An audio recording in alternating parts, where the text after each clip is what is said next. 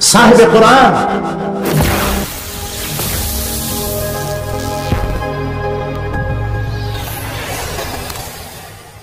কোরআনের মালিক যিনি, কে তিনি বলুন? সবাই বলুন।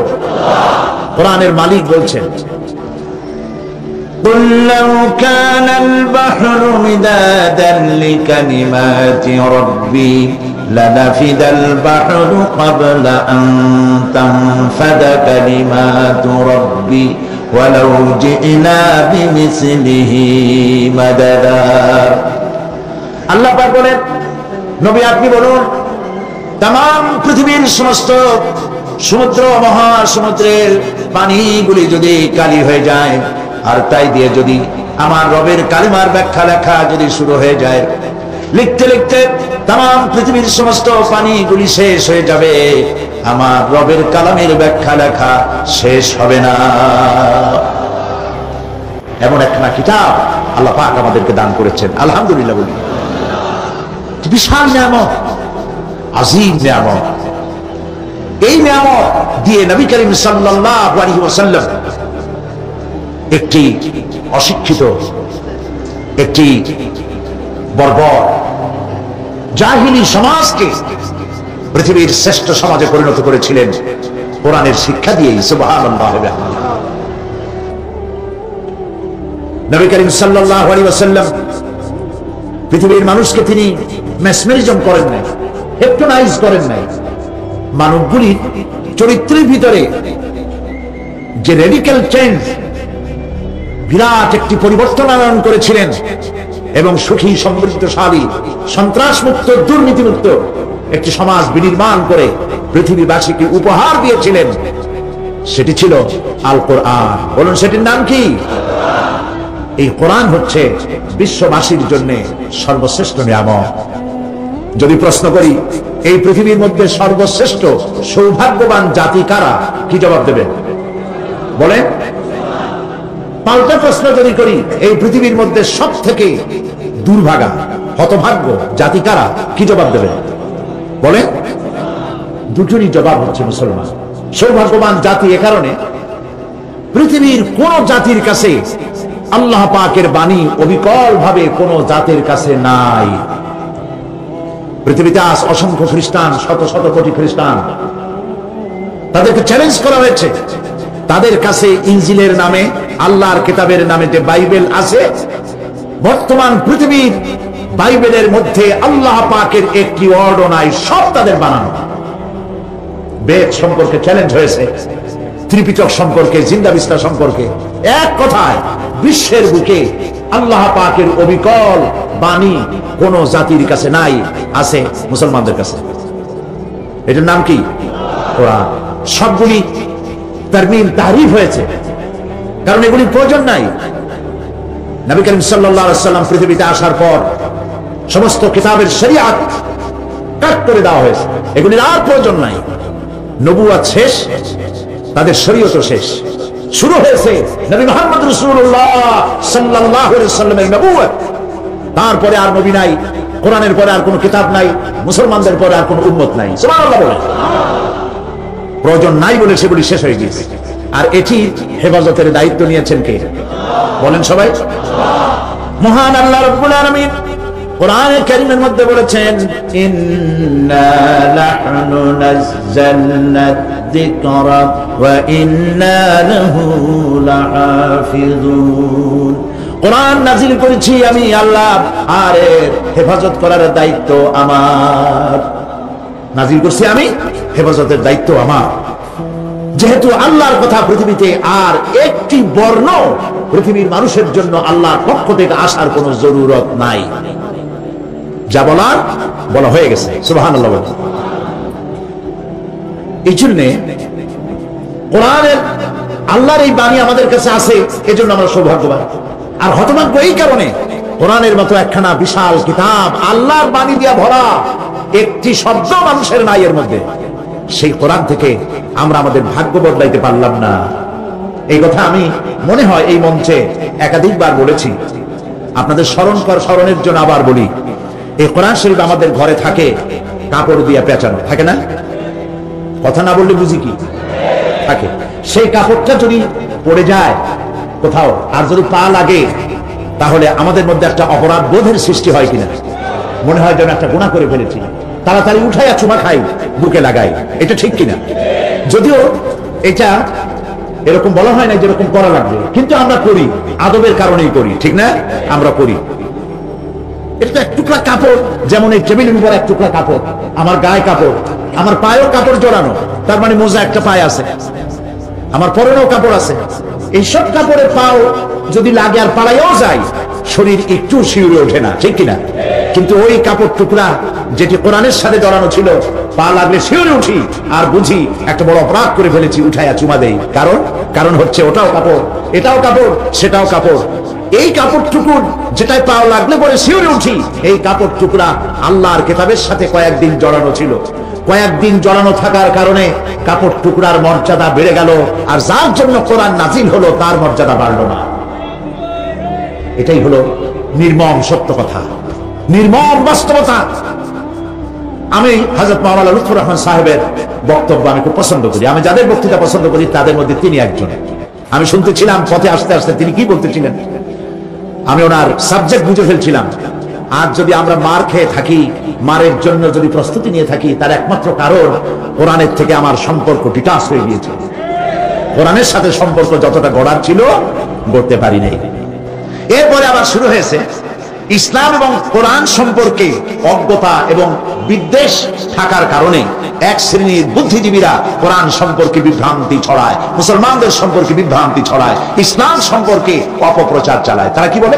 তারা বলে মুসলমানরা হলো ধর্মান্ধ, আর ইসলাম এর ইতিহাস থেকে আসে রক্তের গন্ধ। নাউজুবিল্লাহ বলে, এর ইতিহাস থেকে নাকি রক্তের গন্ধ আসে, আর মুসলমানরা হচ্ছে ধর্মান্ধ, এরা হচ্ছে মৌলবাদ। এইসব কথা তারা বলে বেড়ায়, অথচ তারা জানে না যে এই কোরআনের কারণেই, কোরআনের শিক্ষার কারণেই মুসলমান যেখানে বেশি, শান্তি সেখানেই বেশি। এ কথাটা কি আপনারা মানবেন? যে দেশে মুসলমান বেশি, সেই দেশে পৃথিবীর অন্যান্য দেশের চাইতে সেই সব দেশে শান্তি বেশি।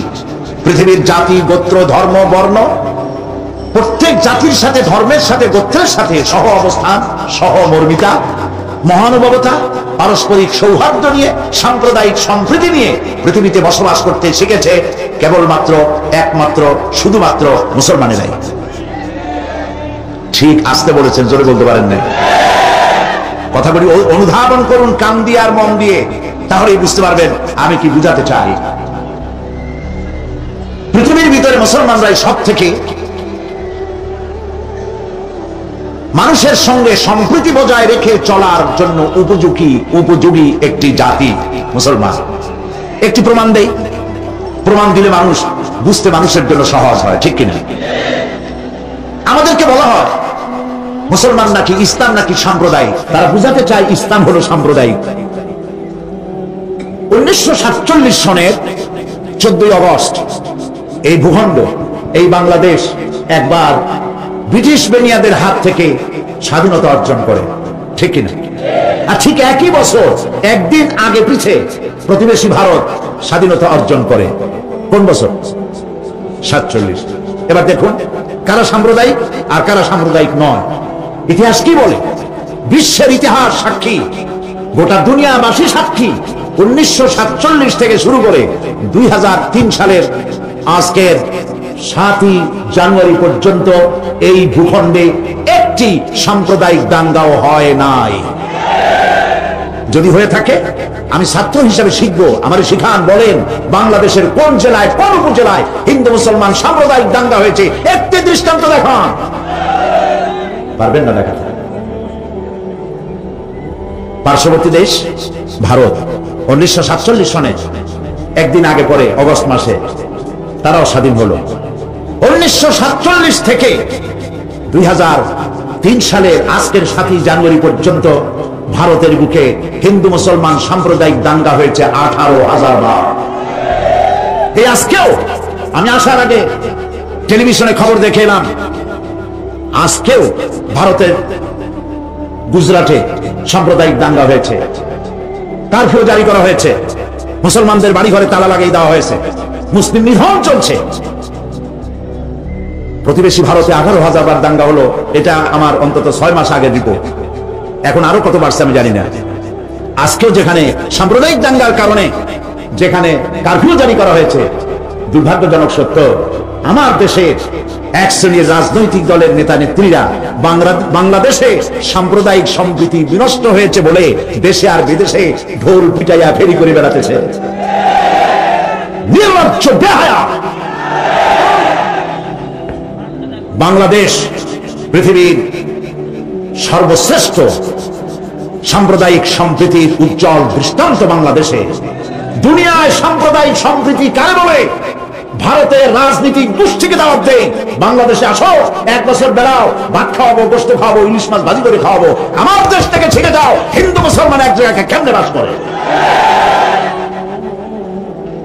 প্রিয় ভাই সব, আমার দেশে সংখ্যালঘু নির্যাতন নাই, মুসলমান, কারণ এখানে মুসলমান বেশি। এই দেশের 90% কারা?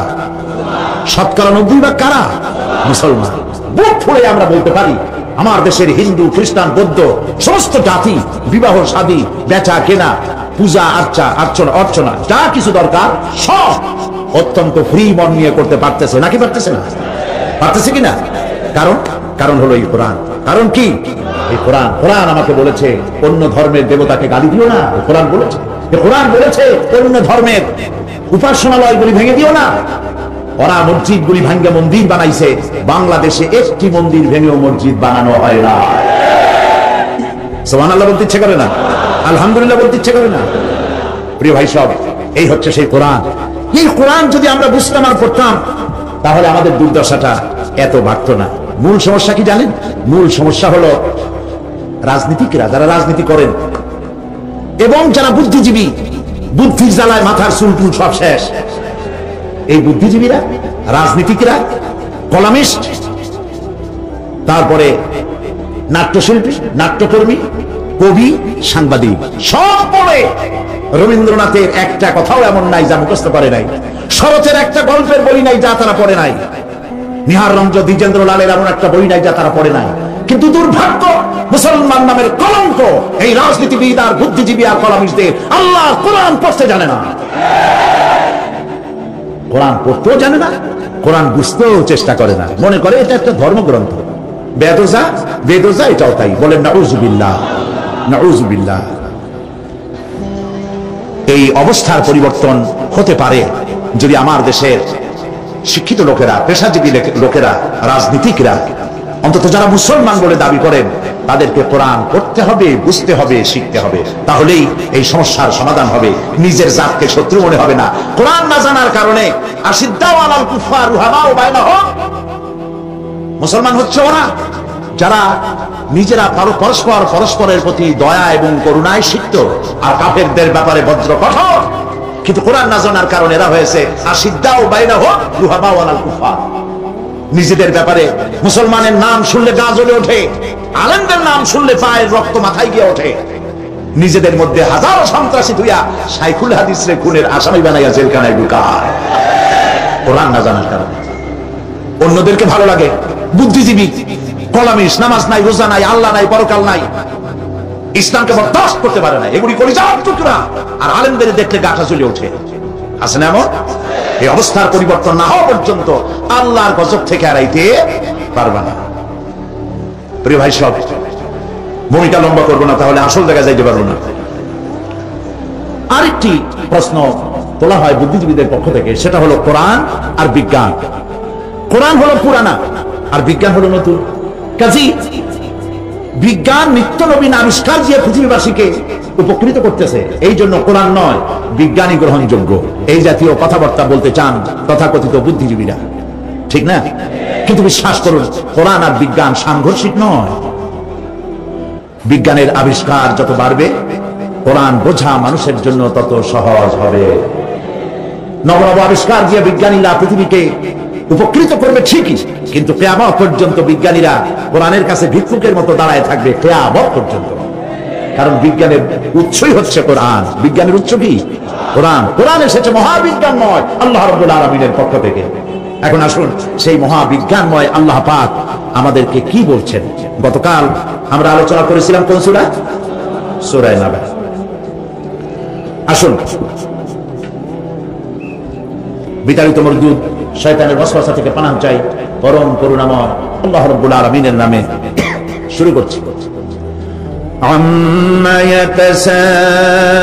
يتساءلون عن النبأ العظيم الذي هم فيه مختلفون كلا سيعلمون ثم كلا سيعلمون ألم نجعل الأرض مهادا والجبال أوتادا وخلقناكم أزواجا وجعلنا نومكم سباتا وجعلنا الليل لباسا وجعلنا النهار معاشا وبنينا فوقكم سبعا شدادا وجعلنا سراجا وهاجا وأنزلنا من المعصرات ماء سجاجا لنخرج به حبا ونباتا وجنات ألفافا صدق الله العظيم। গতকাল আমরা সুম্মা কাল্লা সায়ালামুন এই পর্যন্ত আলোচনা করেছিলাম, মনে আছে নিশ্চয়ই আপনাদের। অর্থাৎ পরকাল সম্পর্কে কাফেরেরা যে প্রশ্ন তুলতো যেটা একটা অসম্ভব, এটা হইতে পারে না, মরে যাব, গড়ে যাব, মাটির সাথে মিশে যাব, এরপর আমাদেরকে আবার চিন্তা করা হবে, এইটা বুদ্ধি বহির্ভূত, এটা আমরা বিশ্বাস করি না। তো আমি গতকাল আপনাদের সামনে বলেছিলাম যে আল্লাহ পাক লাঠি দিয়ে পিটাইয়া ঘাড় মটকাইয়া কোন জিনিস বুঝাতে চান না, অবশ্য তার তা ক্ষমতা আছে, কিন্তু তিনি তা করেন না। তিনি মানুষকে যুক্তি দিয়ে বুঝাতে চান এবং কোরআন শরীফ অসংখ্য যুক্তি আল্লাহ পাক দিয়েছেন। এমনকি আল্লাহ পাক বলেছেন মশা মাছির মতো ক্ষুদ্র প্রাণীর দৃষ্টান্ত দিতেও আল্লাহ পাক শর্মান না। সুবহানাল্লাহ। এখন গতকাল আমি বলেছিলাম যে সমস্ত দৃষ্টান্তের কথা কোরআন থেকে, সেই সব দৃষ্টান্তগুলি ছিল অনেকগুলি দেখা যায় না। আমি আজকে যে আয়াতগুলি তেলাওয়াত করেছি এই আয়াতগুলির মধ্যে দেখা দৃষ্টান্তগুলি আল্লাহ চোখে দেখা দৃষ্টান্তগুলিকে আঙ্গুল দিয়ে দেখাচ্ছেন যে দেখো এইগুলি যে আল্লাহর পক্ষে সম্ভব, তিনি তোমাকে মৃত্যুর পরে জিন্দা করাও তার জন্য সম্ভব। সেজন্য তিনি বলছেন ألم نجعل الأرض مهادا والجبال أوتادا। এটা কি সত্য কথা নয় যে আমি তোমাদের জন্য এই পৃথিবীকে একটি বিছানা হিসাবে বানিয়ে দিয়েছি, আর এই পৃথিবীর উপরে পাহাড়গুলি দিয়ে পেরেকের মতো পাহাড়গুলিকে প্রথিত করে দিয়েছি। ওয়া খালাকনাকুম আজওয়াজা, এবং পৃথিবীর মানব বংশ অথবা যে কোনো প্রাণী এবং জন্তুর বংশ বৃদ্ধির জন্য তোমাদের স্ত্রী জাতীয় এবং পুরুষ জাতীয় জোড়ায় জোড়ায় সৃষ্টি করেছি। ওয়াজআলনা নাওমাকুম সুবাতা, আর তোমাদের জন্য তোমাদের ঘুমকে শান্তির বাহন করেছি। ওয়াজআলনা লাইলা লিবাসা, আর রাতকে করেছি আবরণ অথবা আচ্ছাদন। ওয়াজআলনা নাহারা মাআশা, আর রুজি কামাবার জন্য দিনটাকে করেছি আলোকোজ্জ্বল। ওয়া বানাইনা ফাওকাকুম সাবআন শিদাদা, আর তোমাদের উপরে 7টি মজবুত আকাশ স্থাপন করেছি। ওয়াজআলনা সিরাজান ওয়াহাজা, আর তাতে একটি অতি উত্তপ্ত অতি উজ্জ্বল একটি বাতি সৃষ্টি করেছি। ওয়ানজালনা মিনাল মুসিরাতি মাআন সাজ্জাজা, এবং উত্তর দেশ থেকে অবিশ্রান্ত বিরামভাবে বৃষ্টি বর্ষণ করি। কেন? লিনুখরিজা বিহি হাব্বান ওয়া নাবাতা, যাতে করে শস্য, শাক, সবজি, উদ্ভিদ আর নিবিড় বাগান সৃষ্টি করতে পারি। ব্যাস, এই ছিল তেলাওয়াতকৃত আয়াতের শাব্দিক তর্জমা। আসুন এবার ব্যাখ্যায় চলে যাই। আমি গতকাল বলেছি, মনে হয় আপনাদের মনে আছে, যে আমরা যেহেতু সময় 5 দিন, আমরা ধীরে ধীরে ঘরোয়া পরিবেশের মতো করে আলোচনা করবো ইনশাআল্লাহ, যাতে করে প্রত্যেকটি কথা আমরা বুঝতে পারি আর আমরা পকেটে করে নিয়ে বাড়ি যেতে পারি, হৃদয় গ্রথিত করে জীবনের পরতে পরতে তা আমল করতে পারি। আল্লাহ যেন তৌফিক দেন, বলেন আমিন। আল্লাহ পাক বলছেন, দেখো এই পৃথিবীটাকে, এই জমিনটাকে একটি বিছানা হিসাবে আমি বিছায় দিয়েছি, শান্তিময় আবাস ভূমিতে পরিণত করে দিয়েছি এই পৃথিবীটাকে। আল্লাহ পাক বলছেন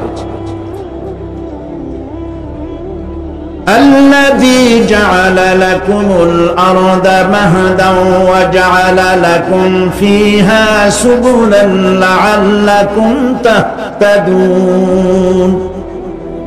যিনি পৃথিবীকে তোমাদের জন্য দোলনা বানিয়ে দিয়েছেন আর সেখানে তোমাদের জন্য রাস্তা তৈরি করে দিয়েছেন যাতে তোমরা গন্তব্য খুঁজে পাও।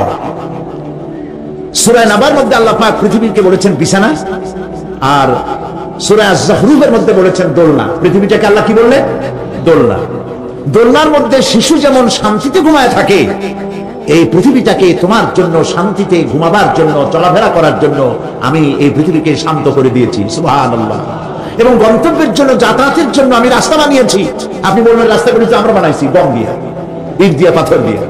হ্যাঁ, আপনি বানাতে পারেন, রাস্তা আপনি বানাতে পারেন, কিন্তু যখন আপনারা কেউ বানান নাই তখন এই পথগুলি আল্লাহরই বানানো ছিল। বিশেষ করে পাহাড়ি এলাকায় কোন গভর্নমেন্ট গিরিপথ তৈরি করেছে বলেন তো দেখি?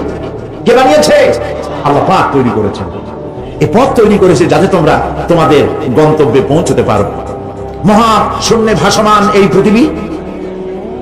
এই পৃথিবীটাকে আল্লাহ পাক আরামের জায়গা বানিয়েছেন, অথচ এই পৃথিবীর মধ্যে আছে কি তা কি আমরা জানি? এই পৃথিবী নামক গ্রহটি, এটি প্রতি ঘন্টায় ৬৬,৬০০ মাইল বেগে পৃথিবীটা ছুটে চলছে বন্দুকের গুলির মতো। প্রতি ঘন্টায় ৬৬,৬০০ মাইল গতিবেগে পৃথিবী ছুটছে। এর অভ্যন্তরে আছে আগুন, এর মধ্যে আছে পাথর। এই এমন মারাত্মক আগুন এই পৃথিবীর পেটের মধ্যে রয়েছে যে আগুন পাথরগুলো পুড়িয়ে লাভায় পরিণত করে দেয় এবং তা উৎকীর্ণ করে আগ্নেয়গিরির আকারে উপচে পড়ে। এই পৃথিবীর মধ্যে এরকম আগুন আছে। সূরা ফাতিহার তাফসীরে আমি আপনাদের সামনে আলোচনা করেছিলাম, মনে না থাকার কথা। আল্লাহ পাক বলেছেন আলহামদুলিল্লাহি রাব্বিল আলামিন। কি বলেছেন বলুন তো? আলহামদুলিল্লাহি রাব্বিল আলামিন। আলামিন আলমের বহুবচন। তিনি একটি জগতের প্রতিপালক নন, বহু জগতের প্রতিপালনকারী। এই পৃথিবীতে সর্বপ্রথম বিজ্ঞানীদের এই কনসেপশন আল্লাহ রাব্বুল আলামিন কোরআনের মাধ্যমে দুনিয়াবাসীকে দিয়েছেন। জগৎ একটা বা দুইটা নয়, বহুমাত্রিক জগতের কনসেপশন আল্লাহ পাক দিয়েছেন, অসংখ্য জগৎ। এই পৃথিবীর উপরিভাগে এক জগৎ, এর আভ্যন্তরীণ রয়েছে আর এক জগৎ, সাগরের ভেতরে রয়েছে এক জগৎ, সাগরের তলায় অন্য জগৎ। পৃথিবীর মহাশূন্যে, গ্যালাক্সি, ইউনিভার্সাল, মহাশূন্যের ভিতরে যা কিছু রয়েছে তার মধ্যে রয়েছে অসংখ্য জগৎ। জগৎ একটি নয়, অসংখ্য জগৎ রয়েছে। পৃথিবীর মাটির তলায় কত আগুন, সেই দৃশ্য আমি চোখে দেখেছি যখন আমি ভেসুভিয়াস পাহাড় দেখেছি, পৃথিবীর বড় আগ্নেয়গিরি। আল্লাহ পাক জাহান্নামের আগুনের ইন্ধন করবেন মানুষ আর পাথর। ওয়াকুদুহান নাস ওয়াল হিজারা। পাথর আর মানুষ হবে জাহান্নামের আগুনের ইন্ধন। পৃথিবীর মাটি থেকে 3 মাইল উঁচা ভেসুভিয়াসের পাহাড়ের উপরে, ভেসুভিয়াস পাহাড় কথা বলতে পারেন? ইটালিতে সেই জায়গায় যখন আমি উঠেছি, পাথর যে জাহান্নামের আগুনে পুড়বে এর বাস্তবতা নিজের চোখে দেখেছি। পাথরগুলি আগুনে পুড়ে লাভার মতো হয়ে পাহাড়ের উপর থেকে আলকাতরার মতো বলে বলে পাহাড়ের চতুর্দিকে 12 কিলোমিটার এলাকার জনপদকে ধ্বংস করে দিয়েছে। ইতালিতে আরো একটি জায়গা আছে যেটার নাম সিসিলি। সেখানেও একটি জীবন্ত আগ্নেয়গিরি আছে, যেটা আগুন এখনো জ্বলতেছে, যে কোনো মুহূর্তে এই আগুন ছড়িয়ে পড়তে পারে। কাজে পৃথিবীর মধ্যে একদিকে রয়েছে, এর মধ্যে রয়েছে আগুন, রয়েছে পাথর গলায়া লাভা বানাবার মতো বিরাট শক্তি।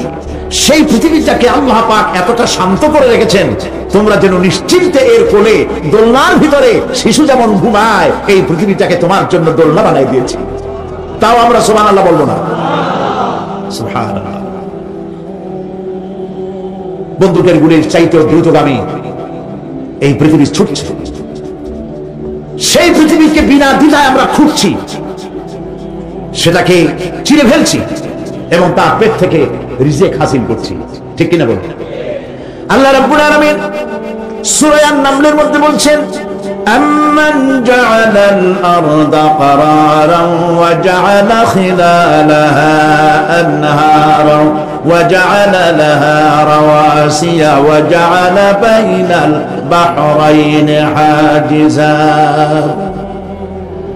তিনি এই পৃথিবীকে, এই পৃথিবীর অবস্থান লাভের উপযোগী করে আল্লাহ পাক তোমার জন্য তৈরি করে দিয়েছেন, এবং এর মধ্যে নদ নদী আল্লাহ পাক সৃষ্টি করে দিয়েছেন, পাহাড়গুলিকে গেড়ে দিয়েছেন, আর পানির মধ্যে দুটি ধারা আল্লাহ সৃষ্টি করেছেন। পানির মাঝখানে একটা অন্তরাল সৃষ্টি করেছেন।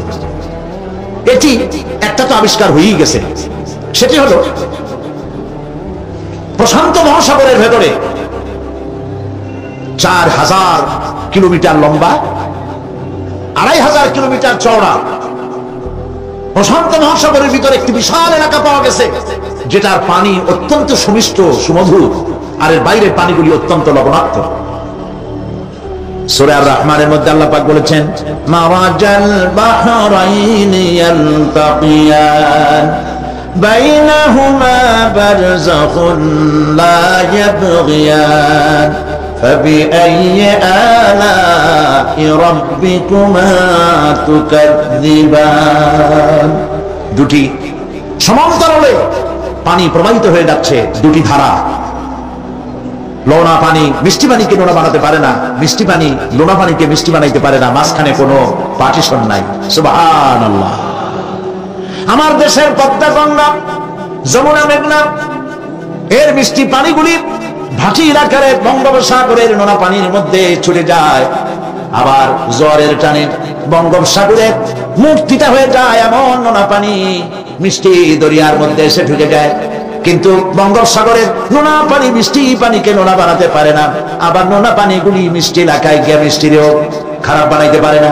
আল্লাহ রাব্বুল আলামিন বলেন, এগুলি আমার আইন মানে। কার আইন? أفغير دين الله يبغون وله أسلم من في السماوات والأرض طوعا وكرها। আকাশে আর জমিনে যা কিছু আছে সব আনুগত্যের মস্তককে আমার সামনে অবনতি করে দিয়েছে। সুতরাং এর আমার আইন মানে। চাঁদ, সূর্য, গ্রহ, নক্ষত্র আইন মানে কার? চিল্লায় বলুন। আল্লাহ পাক এই পৃথিবীকে সুন্দর করে সাজিয়ে দিয়েছেন, আবার এর মধ্যে তিনি মাঝে মধ্যে এই পৃথিবী একটু ভূমিকম্পন হয়, কিন্তু তা কোথাও কোথাও একসাথে না। একসাথে যদি সারা পৃথিবীতে ভূমিকম্প হইতো, সৃষ্টি জগতের অস্তিত্ব বিলুপ্ত হয়ে যেত। কথা বুঝতে পেরেছেন? এই জন্য আল্লাহ পাক বলেন, ইন্না ফি খালকিস সামাওয়াতি ওয়াল আরদি ওয়াখতিলাফিল লাইলি ওয়ান নাহার লাআয়াতিন লিউলিল আলবাব। নিশ্চয়ই আকাশ এবং জমিনের সৃষ্টির ব্যাপারে আর রাত আর দিনের পরিবর্তনের ব্যাপারে যারা জ্ঞানবান তাদের জন্য রয়েছে আল্লাহ পাকের নিদর্শন। এই ঘূর্ণায়মান পৃথিবী নিয়মিত ঘুরছে, সূর্যের কাছে চলে যাচ্ছে, আবার দূরে সরে আসতেছে। আর এই ঘূর্ণায়মান আসে বলে, সূর্যের কাছে যায় আর আসে বলে, এক এলাকায় রাত হয় আর এক এলাকায় দিন হয়।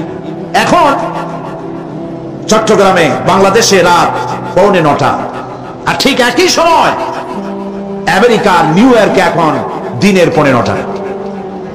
যদি এরকম অবস্থা না হতো, তাহলে এক এলাকার প্রাণীগুলি বাঁচত, অন্য এলাকার প্রাণীগুলি ঠান্ডায় ফ্রিজ হয়ে যেত। আমাদের এই পৃথিবী আল্লাহ পাকের এক অফুরন্ত নিয়ামত।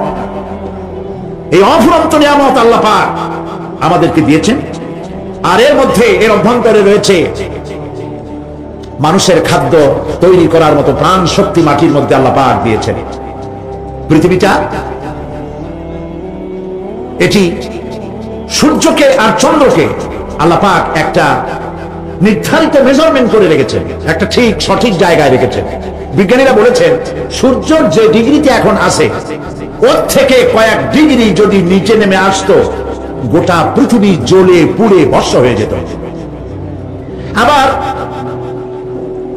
সূর্যটা যেখানে আছে, ওখান থেকে আরো কয়েক ডিগ্রি যদি উপরে উঠে যেত, তাহলে গোটা পৃথিবী ফ্রিজ হয়ে যেত, প্রাণী জগতের অস্তিত্ব শেষ হয়ে যেত।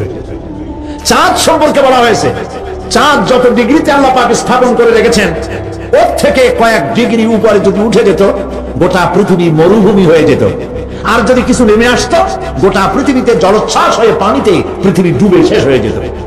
তাও সুবহানাল্লাহ বলবো না? এ সমস্ত কুদরত কার? আল্লাহ পাক। আল্লাহ রাব্বুল আলামিন এরপরে বলছেন ওয়াল জিবালা আওতাদা, মাটিকে বানালাম বিছানা, আর এই বিছানাকে এটা যেন তোমাকে নিয়ে নড়াচড়া করতে না পারে, সেই জন্য আমি পাহাড়গুলি পেরেকের মতো গেড়ে দিলাম। এখানে আছে যে পাহাড়কে পৃথিবীর মধ্যে পেরেকের মতো গেড়ে দিছি। কেন দিছি সেটি আসছে অন্য আয়াতে।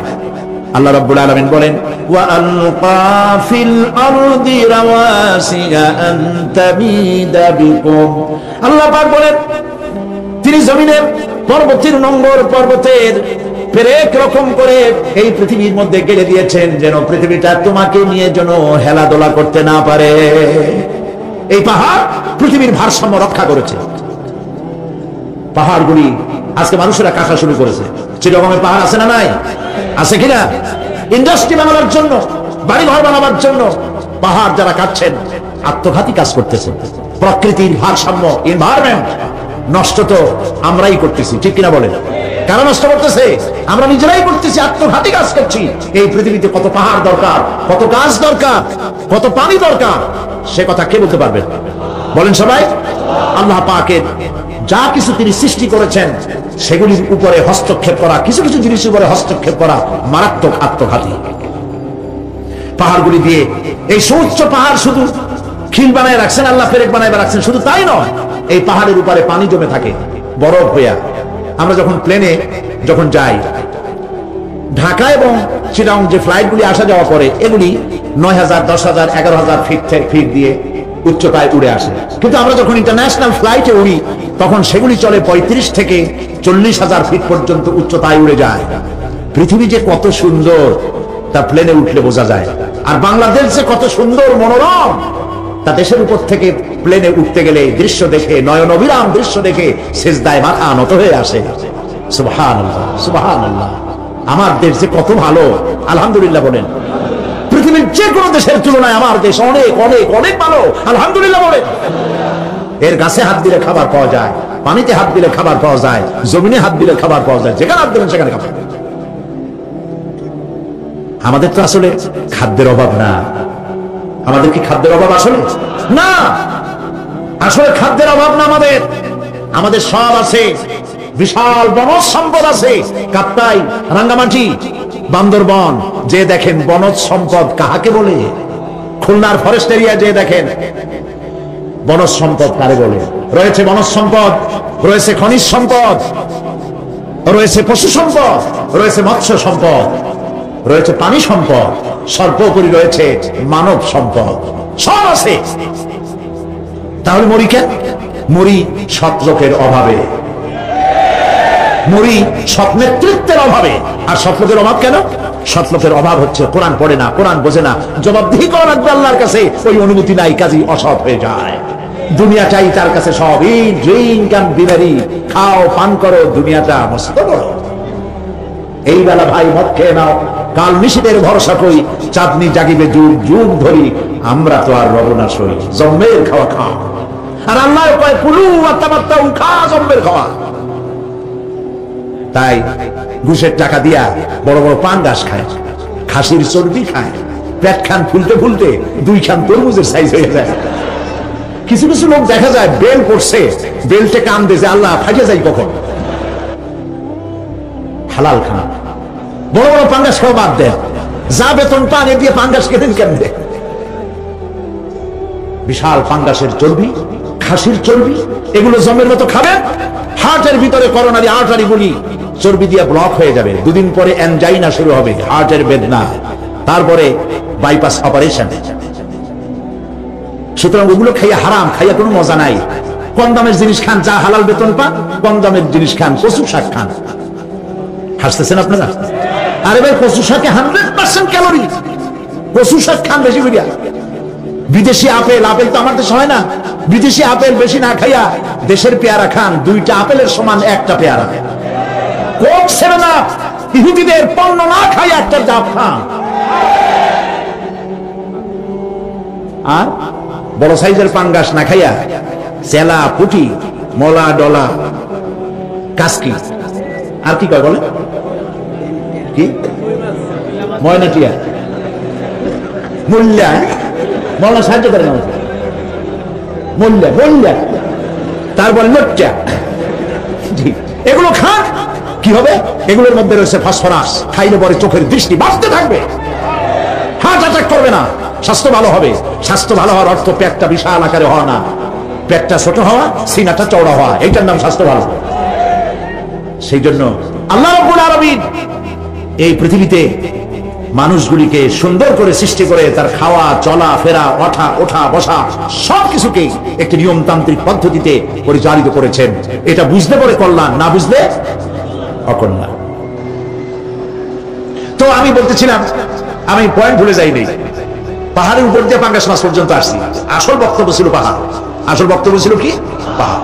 প্লেনে ওনার সময় দেখেছি রাশিয়ার উপর থেকে যখন উড়ে যায়, টার্কি, ইটালি, আফ্রিকা দেশসমূহের উপর দিয়ে যখন উড়ে যায়, তখন দেখতে পাই নিচে পাহাড়ের মাথাগুলি সাদা ধপধপ করছে।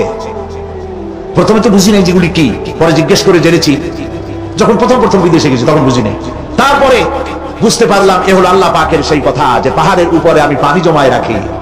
এই জমাকৃত পানি সূর্যের চাপে গলাইয়া পাহাড় থেকে পাদদেশে নামাইয়া ফসল উৎপাদিত করি, যেখানে বৃষ্টি সম্ভব নয়। মানে বৃষ্টি যেখানে যাওয়ার প্রয়োজন নাই, সম্ভব নয় তা না, আল্লাহর কাছে অসম্ভব বলে কিছু নাই। কিন্তু কোথাও আল্লাহ পাক বৃষ্টি দিয়ে দেন, কোথাও সাগরের পানি, কোথাও খালের পানি, কোথাও নদীর পানি, কোথাও পাহাড়ের পানি দিয়ে এভাবে ব্যবস্থা করে দেন। এনভায়রনমেন্ট এগুলি নষ্ট করে ফেলছে। একটা দেশ আছে যার নাম, একটা মহাদেশ যার নাম অ্যান্টার্কটিকা। এই অ্যান্টার্কটিকা মহাদেশে কোনো মানুষ নাই, আছে শুধু পেঙ্গুইন। পেঙ্গুইন সাদা বডি, তার উপরে কালো একটা কোটের মতো গায়ে দেওয়া, পেঙ্গুইন, আর কিছু নাই, শুধু বরফ আর বরফ। এগুলি জমা করে রাখার মধ্যে রয়েছে আল্লাহ পাকের বিশেষ কুদরত, যা আল্লাহ পাক মানুষের জন্য তৈরি করে রেখেছেন। মানুষ বুঝতে পারে না। এনভায়রনমেন্ট নষ্ট করে ফেলার পরে এই বরফগুলি গড়ে যাচ্ছে, নষ্ট হয়ে যাচ্ছে। আল্লাহ পাক এই পৃথিবীর ভারসাম্য কিভাবে রক্ষা করেছেন তার বিজ্ঞান ভিত্তিক আলোচনা এই পরিবেশে স্বল্প সময়ে সম্ভব নয়, তবে আপনারা জানতে পারবেন কিভাবে, আমি বলে দেবো ইনশাআল্লাহ। এরপরে আল্লাহ পাক বলছেন وَخَلَقْنَاكُمْ أَزْوَاجًا, আর এই পৃথিবীর বংশধারাকে, সৃষ্টি ধারাকে ঠিক রাখার জন্য আমি তোমাদেরকে জোড়ায় জোড়ায় সৃষ্টি করেছি। সুবহানাল্লাহ। প্রত্যেকটি প্রাণীর ভিতরে স্ত্রী জাতীয়, পুরুষ জাতীয় আছেই, আছে কিনা বলেন? এমন একটা নামকরণ যেখানে শুধু পুরুষ, নারী নাই, স্ত্রী জাতীয় নাই, আছে নাকি? নাই। বংশধারা বৃদ্ধি করার জন্য প্রত্যেকটি প্রাণী আল্লাহ পাক বলছেন জোড়ায় জোড়ায় বানাইছি, তোমাদেরকেও আমি জোড়ায় জোড়ায় বানিয়েছি। আর কি করেছি? আল্লাহ পাক বলছেন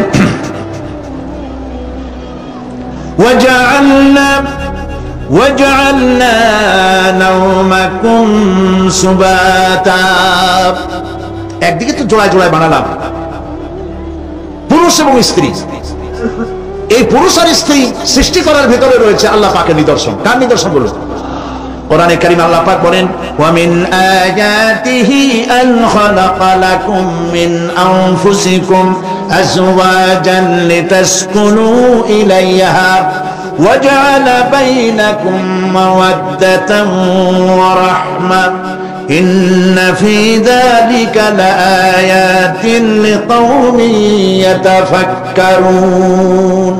আর আল্লাহ পাকের অসংখ্য নিদর্শনের মধ্যে একটি নিদর্শন যে তিনি তোমাদের থেকে তোমাদের জোড়া সৃষ্টি করেছেন, তোমাদের স্ত্রী বানাইছেন। কেন? লিতাসকুনু ইলাইহা, যাতে করে তুমি তার কাছ থেকে তোমার মনের প্রশান্তি, সেও এবং তুমিও উভয়ের কাছে মনের প্রশান্তি খুঁজে পাও। ওয়া জাআলা বাইনাকুম মাওয়াদ্দা, আর আল্লাহ পাক তোমাদের মধ্যে সৃষ্টি করেছেন ভালোবাসা। ওয়া রাহমা, আর পরবর্তী সময় সৃষ্টি করেছেন দয়া এবং করুণা। লিতাসকুনু ইলাইহা বলতে বোঝানো হয়েছে যে এই ব্যবস্থা আপনি হয়নি, এটি একটি উদ্দেশ্যকে লক্ষ্য করে হয়েছে। একে অপরের নিকটে যেন শান্তি পায়, প্রশান্তি পায়, একজন আরেকজনের কাছে পূর্ণ মাত্রায় তাই মিলিত হওয়ার জন্য নির্জন পরিবেশের আশ্রয় নেয়। আর এভাবে করে আল্লাহ পাক মানব বংশের এই ধারাকে অব্যাহত রেখেছেন। সুবহানাল্লাহ। ওয়া জাআলা বাইনাকুম মাওয়াদ্দা, আর তোমাদের মধ্যে আল্লাহ পাক ভালোবাসা সৃষ্টি করেছেন। এই কথা বলার এর ব্যাখ্যা কি? ভালোবাসা সৃষ্টি করেছেন, এর ব্যাখ্যা এরকম হতে পারে, কয়েক রকম। আমি যেটা জেনেছি সেটি হচ্ছে এরকম,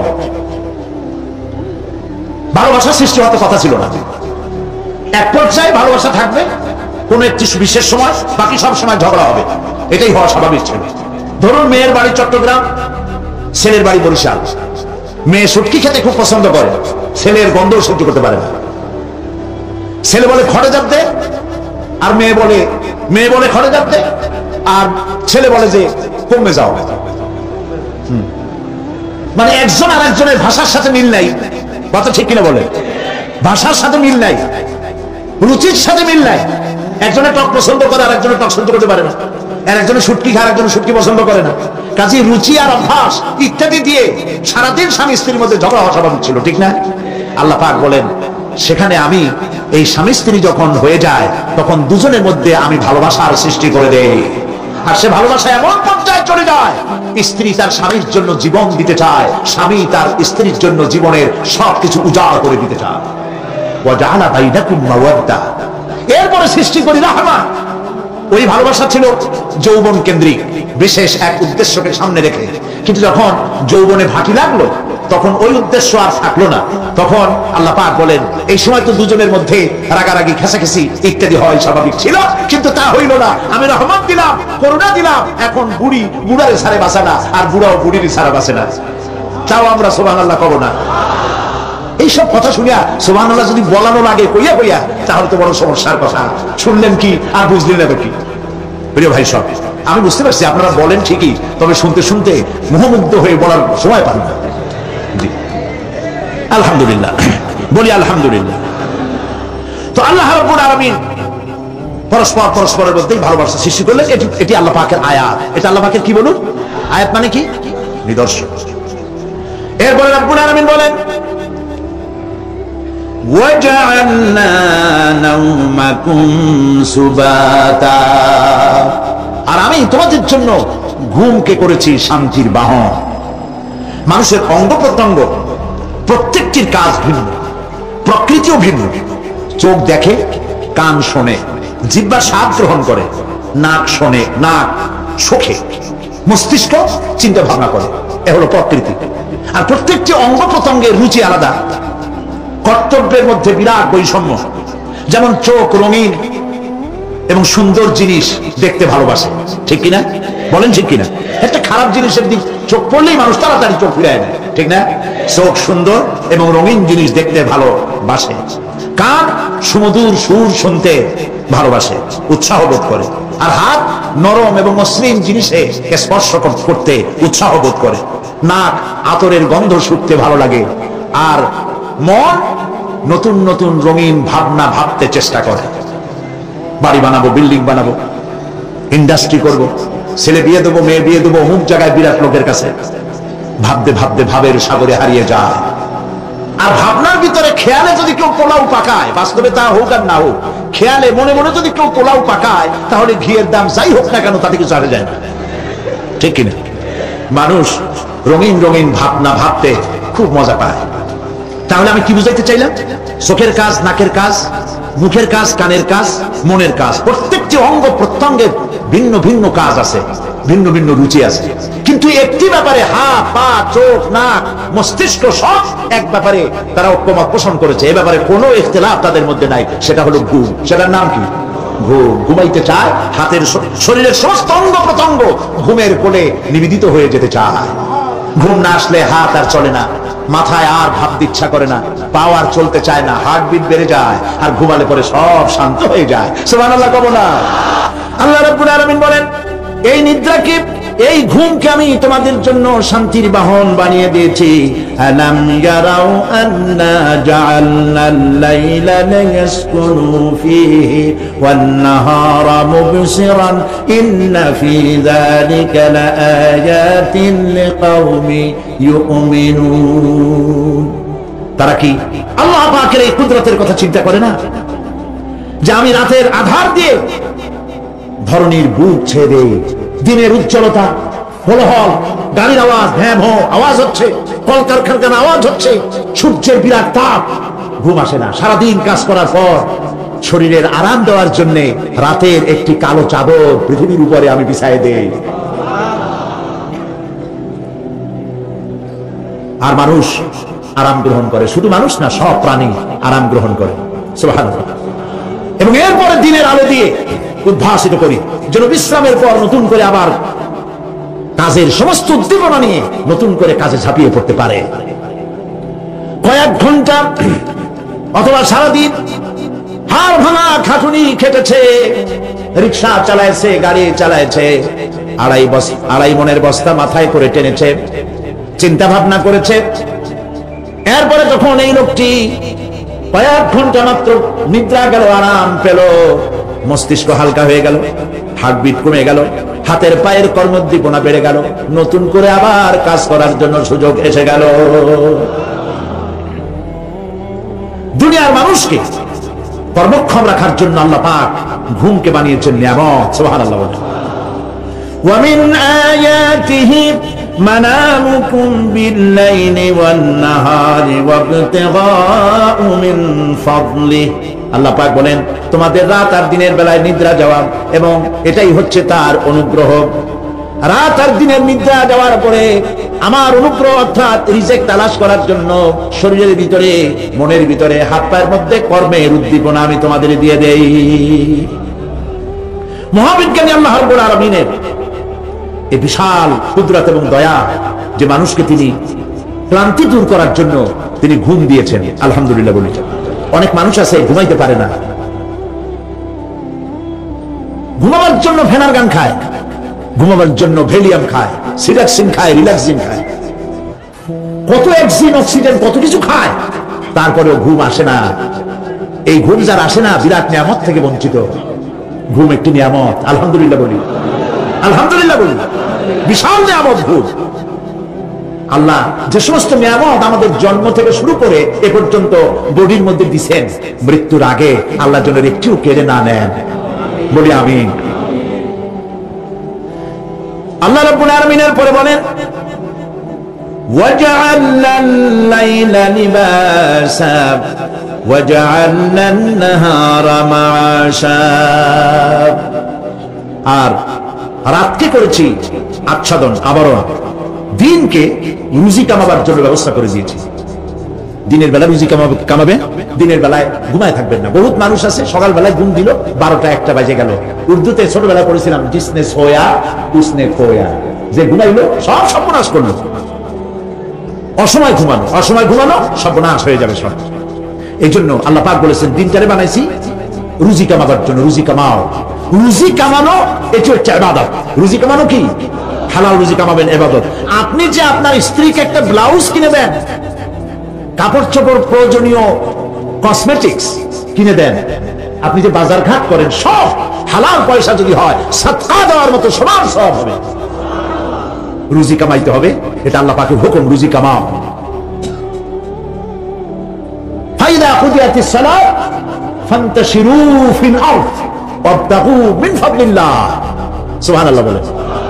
নামাজ যখন শেষ হয়ে গেল, ফাইদা কুদিয়াতিস সালাত, নামাজ যখন শেষ হয়ে গেল, ফান্তাশিরু ফিল আরদ, তখন জমিনে ছড়িয়ে পড়ো আর আমার অনুগ্রহ, রিজক অনুসন্ধান করো। সুবহানাল্লাহ। মসজিদে বসে বসে খালি তাসবিহ টিপতে থাকো না, কাজের সময় কাজ করো। অফিস থেকে বলে আসছে জোহরের নামাজ পড়তে যাই, জোহরের নামাজ পড়িয়ে তারপর নফল পড়া শুরু করছে, এরপরে দোয়া দুরূদ পড়া শুরু করছে। 1 ঘন্টা অফিসের সময় নষ্ট করেছেন। ফরজ নামাজ, সুন্নত নামাজ পড়তে যতটুকু লাগবে, এর থেকে বেশি সময় নিলে বেতন হালাল হবে না। আপনি মিথ্যা কথা বলে, মিথ্যা ছুটি নিয়ে দিনের কাজ করতে পারেন না। আপনার রুজি হালাল হইতে হবে। আপনার নফল নামাজ পড়া দরকার, রাত পড়ে আছে, রাতের বেলা গিয়ে জলমের মতো নফল করেন, কে নিষেধ করবে? মনে থাকবে কথা। প্রিয় ভাই সব, হযরত ওমর ফারুক রাদিয়াল্লাহু তাআলা আনহু, তিনি একবার মসজিদ নববীর মধ্যে দেখলেন ফজরের সময়, জোহরের সময় তিনি দেখলেন, ফজরে যাদের দেখলাম এক জায়গায় বসা 5-7টা লোক, জোহরে তো তাদেরই দেখতেছি, আসরের সময় দেখলেন ওইখানে বসা, মাগরিবেও দেখলেন, এশায়ও দেখলেন। এশার নামাজের পর তিনি প্রশ্ন করলেন, তোমরা কারা? বললো যে আমরা হলাম দূরের থেকে আসছি, মসজিদে নববী শ্রেষ্ঠ মসজিদ, এখানে বসে বসে আল্লাহর জিকির আজগার করি। তা আল্লাহর জিকির আজগার করো, নামাজ পড়ো, খাও কি? কাজে কিছু লোক আছে ওরা মেহেরবানি করে রান্না করে আনিয়ে আমাদের খাওয়াইয়া যায়। হযরত ওমর ফারুক রাদিয়াল্লাহু তাআলা আনহু বললেন, তাহলে তো তোমার চাইতে, তোমরা যে কয়জন এখানে বসে ইবাদত করো, তোমাদের চাইতে ওই ব্যক্তি অনেক উত্তম যে নিজে রুজি কামাই করে তোমাদের খাওয়ায় যায়, তোমরা তো অলস। শুনে রাখো, নামাজের সময় ছাড়া আগামীকাল এই জায়গায় যদি বসা দেখি, ব্যাট মেরে বাইর করে দেবো মসজিদের নববী থেকে। ইসলাম কাজের প্রতি উদ্দীপনা দিয়েছে, ইসলাম কাজের ট্রেনিং দিয়েছে। সুবহানাল্লাহ। কাজ করো আর খাও, বসে বসে বাপের বোঝা হইও না। আমাদের দেশে বহু পোলাপান আছে বাপের হোটেলে খায় আর মসজিদে গিয়ে ঘুমায়, খুব সহজ কাজ। কেন এরকম করো বাবাজি? চাকরি পাই না।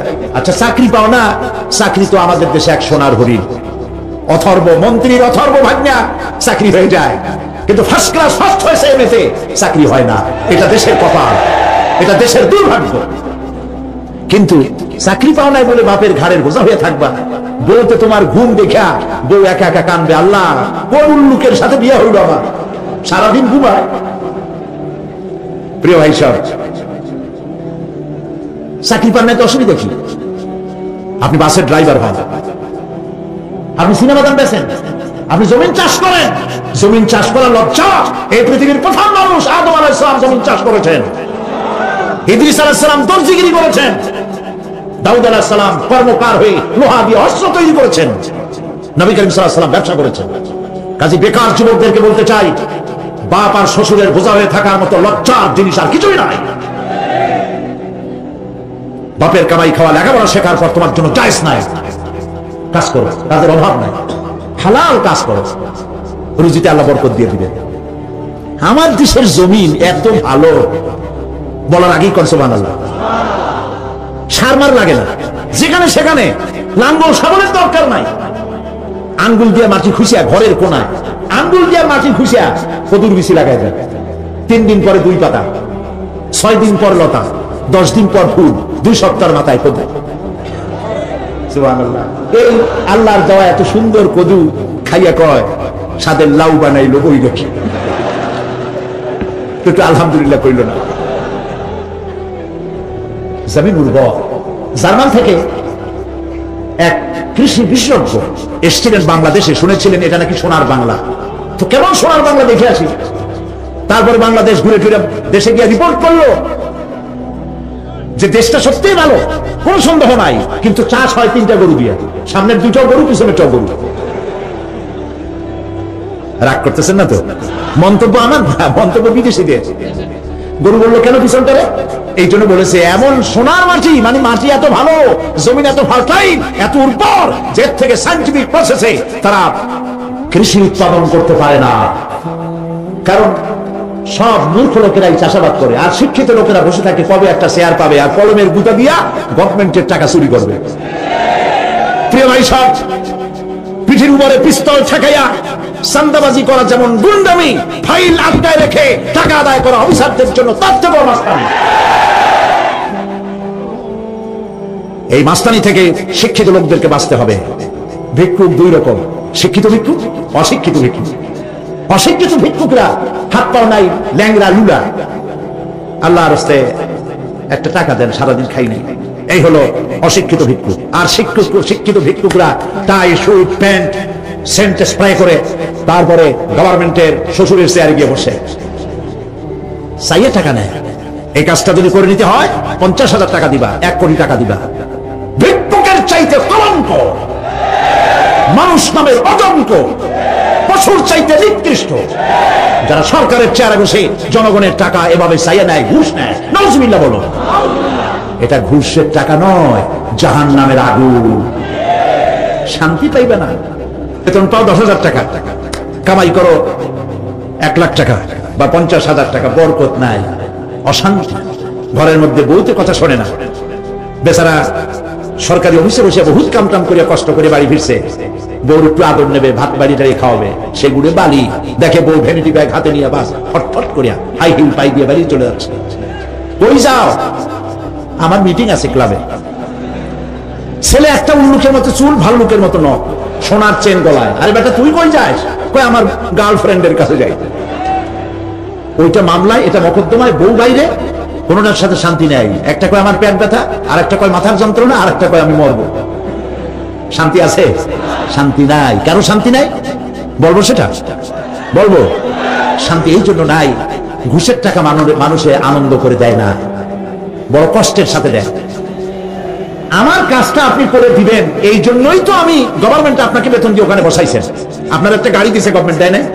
একটা গাড়ি দিয়েছে, একটা বাড়ি দিয়েছে, পিএস দিয়েছে, এপিএস দিয়েছে, কম্পিউটার দিয়েছে, বডিগার্ড দিয়েছে, আর সান কি? এরপরেও টাকা, এই টাকার কোনো শেষ নাই। মানুষের কাছে যখন টাকা চায়, কাজ আদায়ের জন্য লোকটি বাধ্য হয়, টাকা দিয়ে যাওয়ার সময় বলে, আল্লাহ এই উল্লুক এতগুলি টাকা আমার কাছ থেকে নিল, ওরে কলেরা দাও, ওর বউরে বসন্ত দাও, ওর বাচ্চা গুলিরে কলেরা দিয়া বসন্ত দিয়া ফিসিয়া দিয়ে যাও। আল্লাহর গজব আর লানতে যত টাকা কামাই করেন না কেন, শান্তি পাবেন না। এই জন্য হালাল রুজি কামাতে হবে। ইবাদত কবুল হওয়ার জন্য তার শর্ত হচ্ছে হালাল রুজি। শর্ত কি? হালাল রুজি। এই হালাল রুজি কামাতে পারলে তাহলেই আপনার ইবাদত আল্লাহর দরবারে মঞ্জুর হবে। সুবহানাল্লাহ বলেন। প্রিয় ভাই সব, এরপরে আল্লাহ পাক বলছেন, وَبَنَيْنَا فَوْقَكُمْ سَبْعًا شِدَادًا, আর তোমাদের উপরে আমি তোমাদের উপরে শক্ত মজবুত 7টি আকাশ সৃষ্টি করেছি। সুবহানাল্লাহ। এর থেকে বেরিয়ে যাওয়ার কোন উপায় নাই, এতে ফাটল ধরাবারও কোনো উপায় নাই। এবং এই আকাশটাকে আমি আবার সুন্দর করে সাজায় রাখছি। নয়ন অভিরাম দৃশ্য সার্বক্ষণিক ভাবে আমি রেখেছি, রাতের আধারে যা দেখা যায়। সেটা কি? আল্লাহ রাব্বুল আলামিন বলেন, ইন্না যায়্যানাস সামাআদ দুনিয়া বিজিনাতিল কাওয়াকিব, এই দুনিয়ার আকাশখানিকে তারকা প্রদীপ দিয়া সাজায় রেখেছি মনের মতো। দেখো তুমি তাকাইয়া, কি সুন্দর করে আকাশকে সজ্জিত করে রেখেছি।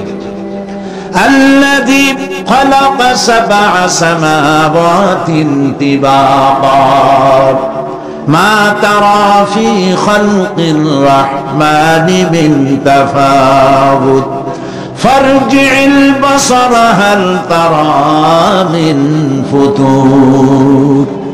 ক্ষমাশীল তিনি, সপ্ত আকাশ রচিলেন থরে থরে, কোন ত্রুটি হেরিবে না তার পূর্ণ সৃজন পরে। চাও তুমি তার সৃষ্টি পানে, দেখো কিছু বলছু, ফিরাও তোমার নয়ন খানি, ফিরাও তোমার মুখ। আকাশটাকে সুন্দর করে সাজাইছি, তাকায় দেখো তো কোনো ভুল ত্রুটি আছে নাকি? সুবহানাল্লাহ। আল্লাহ পাক বলছেন, মা তারা ফি খালকির রাহমানি মিন তাফাউত, রহমানের সৃষ্টির ভিতরে কোনো ত্রুটি পাবে না। ফারজিল বাসারা হাল তারা মিন ফুতুর, আবার তাকাও। কে বলতেছেন?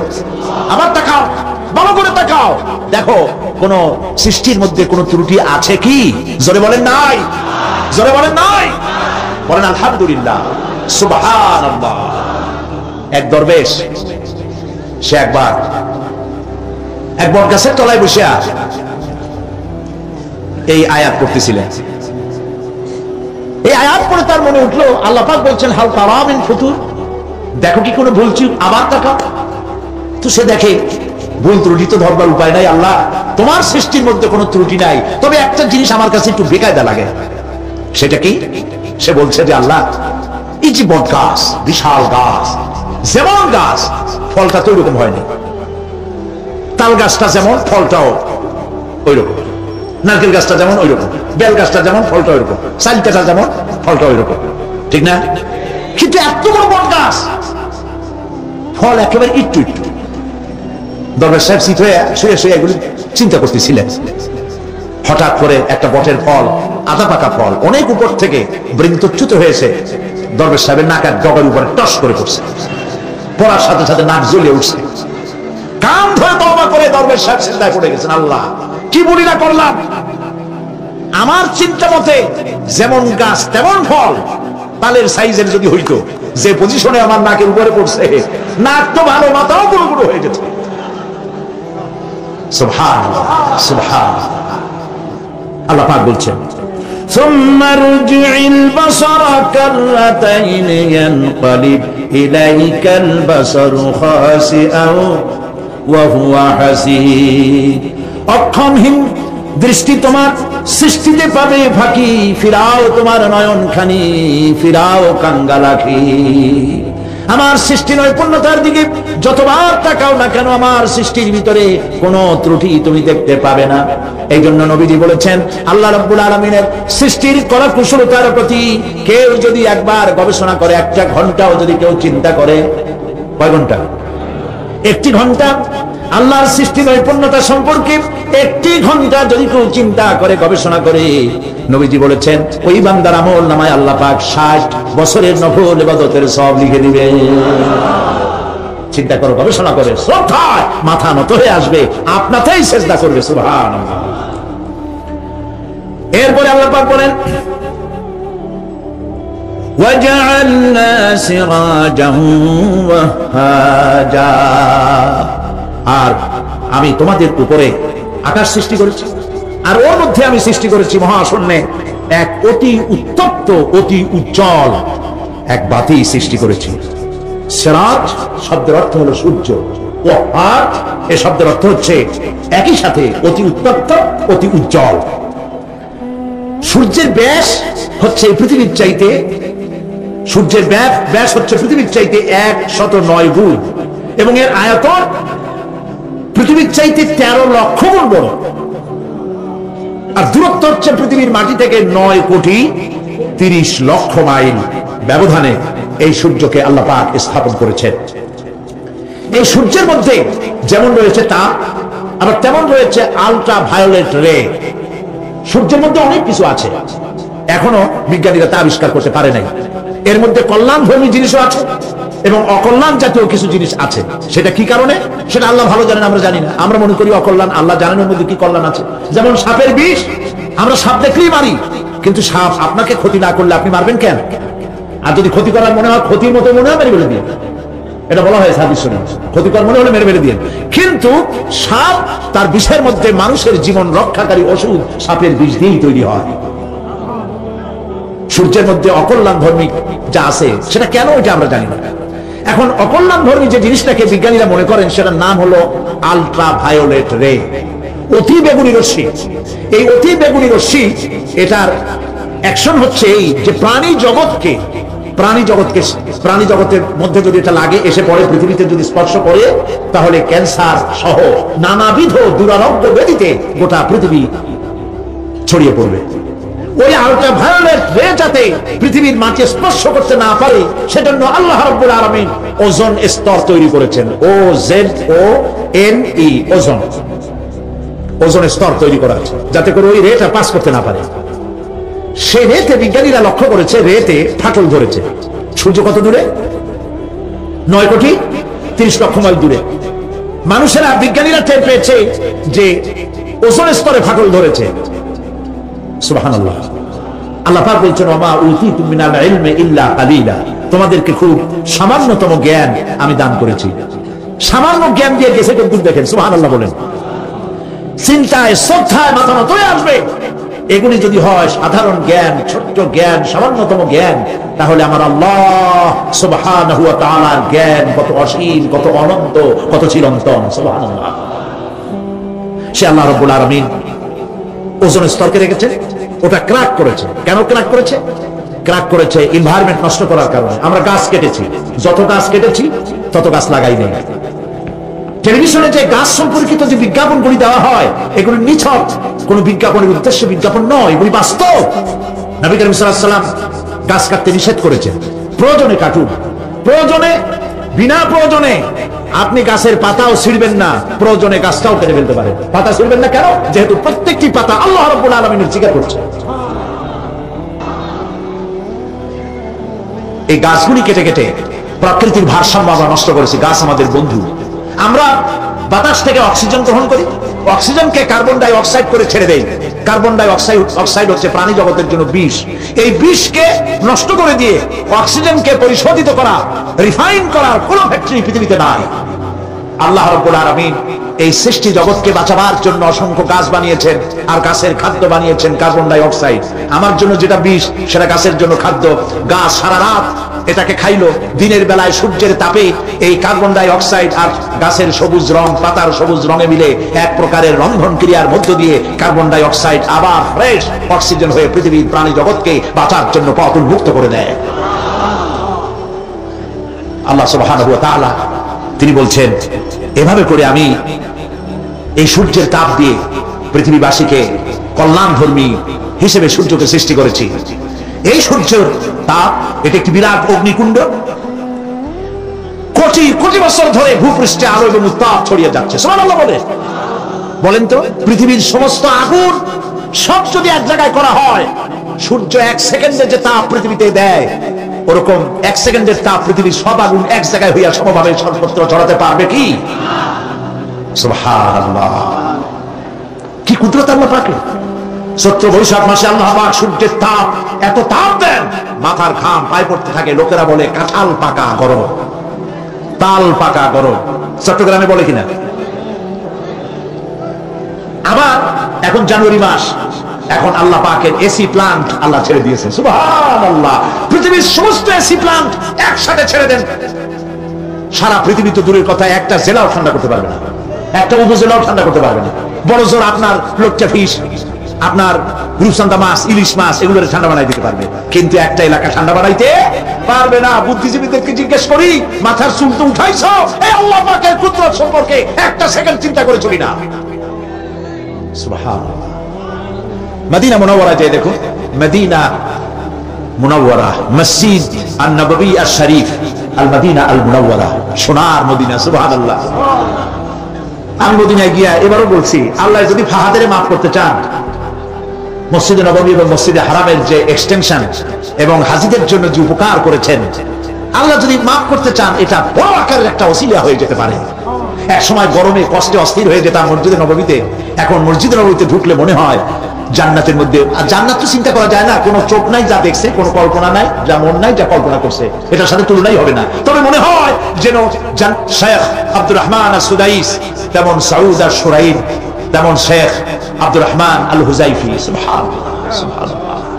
এবার লাইলাতুল কদরে আল্লাহ পাকের মেহেরবানি, প্রতি বছর আমার একটা যাওয়ার, রমজানে একটা সুযোগ হয়, আল্লাহ করে দেন। বাইতুল শরীফের মরহুম হযরত পীর সাহেব হযরত মাওলানা শাহ আব্দুল জব্বার রাহমাতুল্লাহ আলাইহি, নওয়ারাল্লাহু মারকাদাহু ওয়া জাআলাল জান্নাতা মাসওয়াহু, কলিজা থেকে দোয়া আসে। বহুত পীর দেখছি জীবনে, বাইতুল শরীফের পীরের মতো পীর দেখি নাই। মুরিদের টাকা নিয়ে শুধু পকেট ভরে নাই, মেয়ে লোকদের গায়ে হাত দিয়ে হুদায় নাই, তাবিজের ব্যবসা করে নাই। মুরিদেরা যা দিয়েছে সেই টাকা দিয়ে তিনি মসজিদ বানাইছেন, মাদ্রাসা বানাইছেন। সুবহানাল্লাহ, নিজের বাড়িটা যেখানে তার স্ত্রী থাকেন, বাইতুল শরীফ পীর সাহেবের স্ত্রী যে বাড়িতে থাকে, আমি যা শুনেছি দেখি নাই, বাড়িটা বেচলে 50,000 টাকা হবে কিনা সন্দেহ। হযরত মাওলানা শামসুদ্দিন সাহেব বলছেন, উনি নিচে দেখেছেন। পীর সাহেব আমাকে দাওয়াত দিয়েছেন বহুবার, আমি যাইতে পারিনি। দুই হাতে মানুষের উপকার করতেন, এই জন্য বলছি আমি এরকম দেখি নাই। পীর আমি খারাপ আমি কথা বলবো না, ভালো মন্দ মিলাই আছে। বহুত পীর আছে জামাই পকেট যে কত উনি নিজে গুনে কুড়িতে পারবে না, খালি ঢুকাইতেই থাকে জনমের মতো, বাইরে দেখায় আমি খুব দুনিয়া সম্পর্কে গাফেল। ঢাকায় যায় দেখবেন সুপার মার্কেট আছে, ট্রান্সপোর্ট বিজনেস আছে, আর বাইতুল সাহেবের পীর সাহেবের মধু বেচতেন আর আতর বিক্রি করতেন, মধু আর আতর, এগুলো দিয়ে তার জীবিকা নির্বাহ করতেন। সুবহানাল্লাহ, যাকাত সদকা টাকা পয়সা সমানে দিতেন। বাইতুল শরীফ পীর সাহেবের কথা আসলো কেন? এই জন্য আসলো, ওই মদিনার কথা মনে পড়ায়। বাইতুল শরীফ পীর সাহেবের জামাই মুর্তাজা এখানে ঢাকায় বাড়ি আছে। পীর সাহেব যখন ইন্তেকাল করেন, তখন আমি মদিনা শরীফে ছিলাম। সে এসে আমাকে জড়ায় ধরে কাঁদতেছিল আর বললো যে আমার এক বাপ হারাইছি আর এক বাপ পেয়েছি। আমাকে জড়িয়ে ধরে কাঁদতে লাগলো। আমি ওই রাত্রে স্বপ্নে দেখলাম, তাহাজ্জুদ পড়ে ঘুমিয়ে আছি মদিনা আল মুনাওয়ারায়, দেখতে পেলাম পীর সাহেব এসেছেন। আমি বেশ কিছু লোকজন নিয়ে বসা, পীর সাহেব এসে হাজির হয়েছেন। আমি দাঁড়িয়ে গেলাম, কোড়াকুড়ি করলাম, তিনি বসলেন না, কোনো কথাও বললেন না, শুধু যাওয়ার সময় বললেন আমাকে ভুলবেন না। আমি সত্যিই তাকে ভুলি নাই। কলিজার সবটুকু দরদ নিয়ে তার জন্য দোয়া আসে, যেহেতু তিনি মানবতার কল্যাণের জন্য কাজ করেছেন। তার জামাই মুর্তজা আমাকে মদিনা শরীফে থাকা, যাতায়াত ইত্যাদির ব্যবস্থা করেছিল, সেই জন্য কথাগুলি এলো। আমি দোয়া করি তার জন্য আল্লাহ পাক তাকে হালাল রুজি কামাবার তৌফিক দান করুন, এবং মদিনা শরীফে থাকার জন্য আল্লাহ পাক ন্যাশনালিটি দান করে দিন। প্রিয় ভাই সব, এতগুলি কথা বলার কারণেই যে আপনাদের যখন টাকা পয়সা হবে রমজানে যাবেন। নবী করিম সাল্লাল্লাহু আলাইহি ওয়াসাল্লাম বলেছেন রমজান মুবারকে যে ব্যক্তি উমরা করলো সেজন্য আমার সাথে হজ আদায় করলো। মসজিদে হারামে এবার লাইলাতুল কদর 26 দিবগত রাত। লাইলাতুল কদর তো এই কথা তো আমিও জানি, আপনারাও জানেন যে 26 দিবগত রাতে না, শুধু বেজোর রাতগুলিতে। কিন্তু মুহাক্কিকিনরা 26 রাতে একটু বেশি কান্দাকাটি করে, 15 রাতে তো করেই, ওই রাতে একটু বেশি কান্দে। এবারে লাইলাতুল কদরে লোক সংখ্যা সম্পর্কে 27 তারিখ রমজানের সৌদি গেজেট, সৌদি নিউজ পত্রিকায় হেডলাইন হলো মক্কা শরীফে গত রাত্রে নামাজ যারা পড়েছেন লাইলাতুল কদরে যারা এসেছিলেন তাদের সংখ্যা 3 মিলিয়ন প্লাস, 30 লাখের উপরে। সর্বকালের হজে রেকর্ড ভঙ্গ করেছে। রাত 3টার সময় কিয়ামুল লাইল শেষ করে ইমাম সাউদ আশ-শুরাইব মোনাজাত শুরু করলেন। 35 থেকে 40 মিনিট মোনাজাত। হায়রে কান্না মানুষের, কাঁদতে কাঁদতে মানুষ হয়রান হয়ে যাচ্ছে। মাসনুন দোয়াগুলো করছেন, শেষ দিকে গিয়ে বলছেন আল্লাহুম্মা লা তারুদ্দানা খায়বিন, আল্লাহ পাক একেবারে কিছু না দিয়া খালি হাতে আমাদের ফেরত দিও না। কাবা শরীফ সামনে দিয়ে এভাবে করে লোকেরা কাঁদছে। প্রিয় ভাই সব, সেজন্য বলি আল্লাহ যদি সুযোগ দেন রমজান মুবারকে উমরা করবেন, আল্লাহ যেন তৌফিক দেন, বলেন আমিন। তো আল্লাহ তার কুদরত দিয়ে এই পৃথিবীকে ভরে রেখেছেন, নিয়ামত দিয়ে ভরে রেখেছেন। মুসলমানদের জন্য সবচাইতে বড় নিয়ামত কোরআন শরীফ নিয়ামত, কাবা শরীফ নিয়ামত, মসজিদ আন-নববী আশ-শরীফ আল-মদিনা আল-মুনাওয়ারা। সুবহানাল্লাহ, সবাই বলেন সুবহানাল্লাহ। প্রিয় ভাই সব, রাত বোধহয় বেশি হয়ে যাচ্ছে, তো আমি যে পর্যন্ত পড়েছি তাতে আর 2টি আয়াত বাকি আছে, শেষ করে দেই। রাগ করতেছেন না তো? সুবহানাল্লাহ, বলি আলহামদুলিল্লাহ। আর 2টি আয়াত আছে। আল্লাহ রাব্বুল আলামিন বলছেন وأنزلنا من المعصرات ماء ثجاجا, আমি আকাশ থেকে তোমাদের জন্য অবিশ্রান্ত বিরাম ভাবে বৃষ্টি বর্ষণ করি। কেন?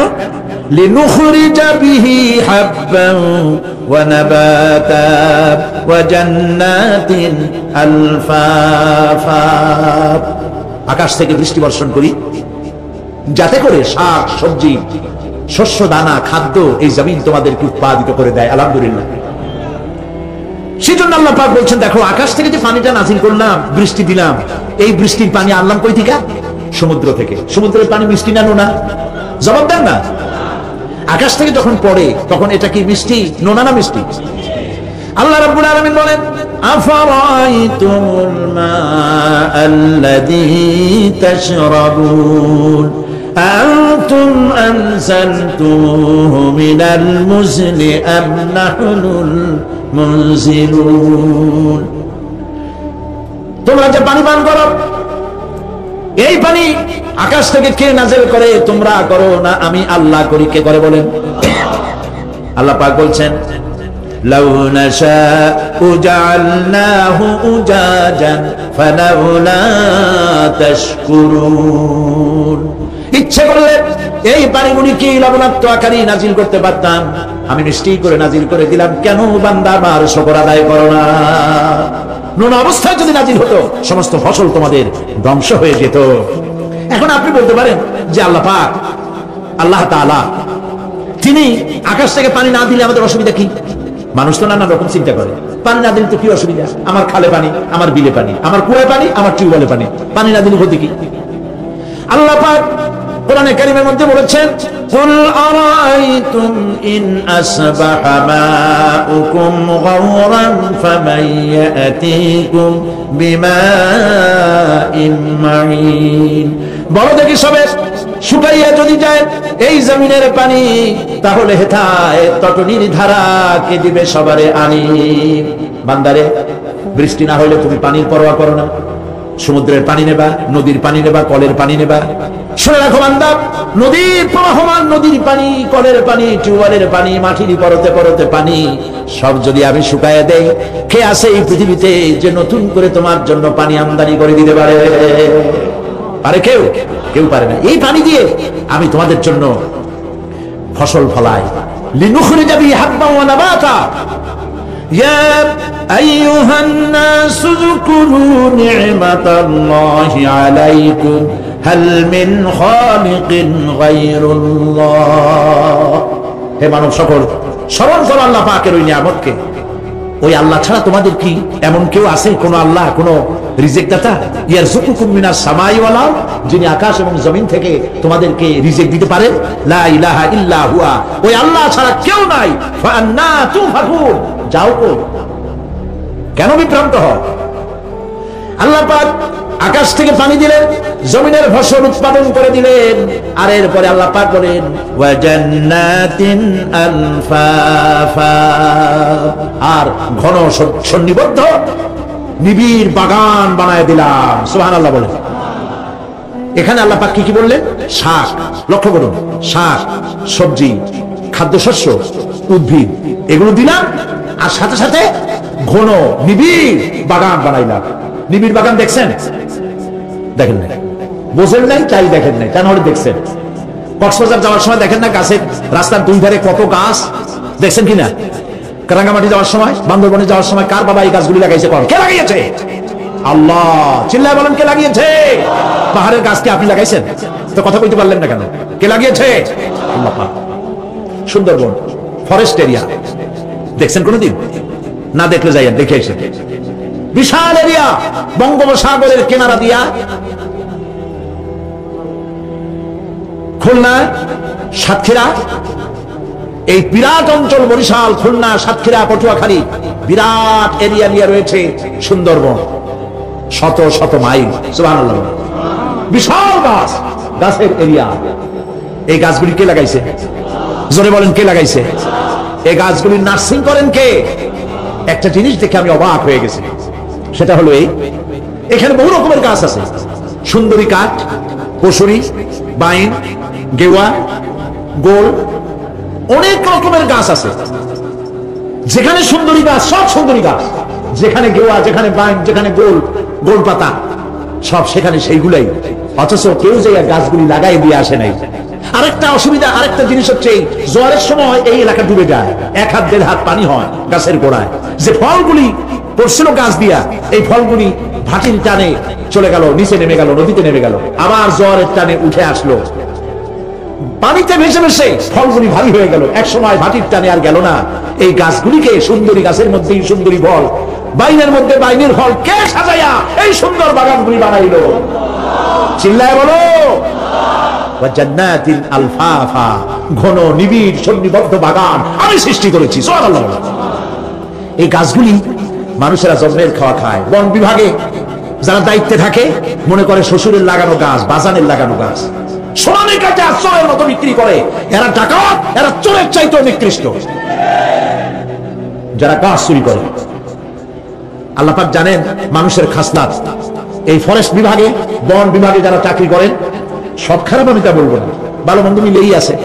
কিছু আছে জন্মের খাওয়া খায়, ঘুষ খায়, আর গাছগুলো বেচে ছাড়িয়ে দেয়, সর্বনাশ করে দেয়।